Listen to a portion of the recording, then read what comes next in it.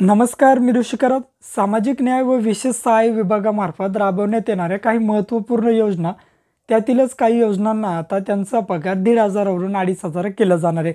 आता खूप साऱ्या कमेंट येत होणार आहे की कोणकोणाच्या पगार या ठिकाणी वाढ केलं जाणार आहे, म्हणजे या ठिकाणी आमचा पगार 1,500 वरून 2,500 केला जाणार आहे का? तर या ठिकाणी संजय गांधी निराधार योजना असेल, श्रावणबाळ सेवानिवृत्ती वेतन योजना असेल, इंदिरा गांधी योजना असतील किंवा विधवा योजना असतील, यांच्यामार्फत कमेंट करण्यात येत होत्या की आमचा पगार या ठिकाणी वाढणार आहे का? तर मी या ठिकाणी सांगू इच्छितो, जर तुम्ही यापैकी कोणत्याही योजनेचे जर लाभार्थी असाल तर तुमचा या ठिकाणी पगार वाढणार आहे. पण त्यामध्ये एक अट करण्यात आली. ती अट म्हणजे काय? यासाठी तुम्ही दिव्यांग जे लाभार्थी आहेत त्याच लाभार्थ्यांना या ठिकाणी हे पगाराची वाढ देण्यात आलेली आहे. बाकी लाभार्थ्यांना या ठिकाणी पगाराची वाढही देण्यात आलेली आहे.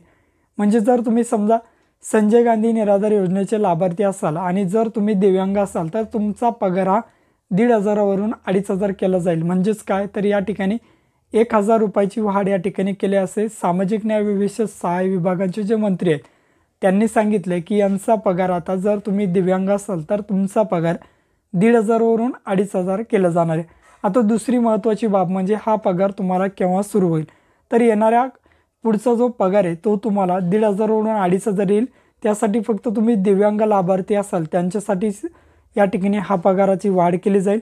बाकीचे लाभार्थी आहेत, समजा संजय गांधी निराधार योजना असतील किंवा श्रावणबाळ योजनेचे लाभार्थी असतील, त्यांच्या पगारामध्ये वाढ केली जाणार नाही. त्यांचा पगार हा 1,500च राहील. पण जे दिव्यांग लाभार्थी आहेत त्यामध्ये मग संजय गांधी निराधार योजनेचे असतील किंवा विधवा योजनेचे असतील किंवा मग इंदिरा गांधी योजनेचे असतील किंवा श्रावणबाळ योजनेचे असतील, यापैकी कोणत्याही योजनेचे जर तुम्ही लाभार्थी असाल आणि जर तुम्ही दिव्यांग असाल तर तुमचा पगार 1,500 वरून 2,500 केला जाणार आहे. अशी महत्त्वपूर्ण अशी अपडेट होती. भेटूया अशाच नवीन अपडेटसह, नवीन माहितीसह. जय हिंद.